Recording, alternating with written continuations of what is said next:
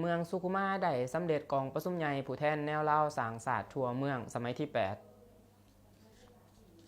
กองประชุมใหญ่ครั้งที่ 8 ของผู้แทนแนวเล่าสร้างศาสตร์เมืองสุขุมาได้อัดลงด้วยผลสำเร็จอันจบงามภายหลังที่ได้เปิดขึ้นอย่างเป็นทางการในตอนเสาร์ของวันที่ 30 พฤษภาคมนี้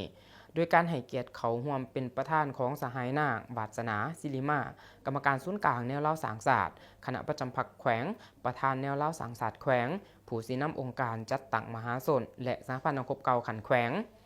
ให้เกียรติเขาร่วมของสหายคำไต่แก้วประเสริฐเลขาคณะบริหารงานพรรคเมืองมีองค์การพุทธศาสนาสัมพันธ์ลาวเมือง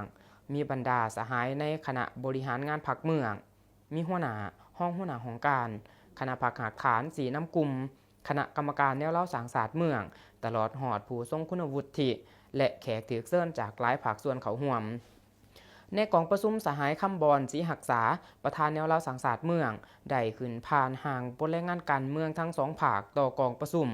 โดยทานได้ตีราคาขึ้นการนำผ้าการสีน้ำของคณะกรรมการแนวเล่าสร้างศาสตร์เมืองในระยะ5 ปีที่ผ่านมาพร้อมทั้งผ่านขาดไม้สู่ส้นทิศทางหน้าที่และเวียกงานจุดซุ้มใน5 ปีต่อหน้ามาหอดปัจจุบันได้ออกใบอย่างยืนขอบครัวสามัคคีปองดอง9,967 ขอบครัวเท่ากับ 96.12 ส่วนหอยสามารถสร้างบ้านสามัคคีปองดองได้55 บ้านเท่ากับ 98.11 ส่วนหอยของจำนวนบ้านในทั่วเมืองสุขุมานอกนี้ยังได้ปฏิบัติขบวนการสร้างครอบครัวและบ้านสามัคคีปองดองกองประชุมขังปฐมฤกษ์เป็นเอกสารกันหับห้องเอาการตกลงแต่งต่างเอาสหายคำบอนศรีหักษาคณะประจำพรรคเมืองเป็นประธานแนวเล่าสร้างศาสตร์เมืองสหายบุญขำดวงมาล่าสหายสุริศักดิ์ศรีพรหมมาและสหายคำผ้าเลียมมะกองเป็นห้องประธานแนวเล่าสร้างศาสตร์เมืองและอีก109 สหายเป็นคณะกรรมการแนวเล่าสร้างศาสตร์เมืองพร้อมนั้นก็ได้รับฟังการผ่านขอตกลงเลขที่57ทับข้อปจลงวันที่25 กุมภาพันธ์ ปี 2025ว่าด้วยการประกาศหับห้องเมืองสุขุมาเป็นเมืองจัดตั้งปฏิบัติขบวนสร้างครอบครัวและบ้านสามัคคีปองดอง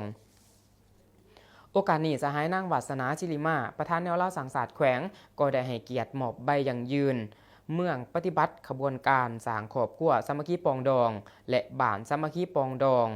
และเป็นเกียรติหับของสหายคำไต่แก้วประเสริฐเลขาพรรคเมือง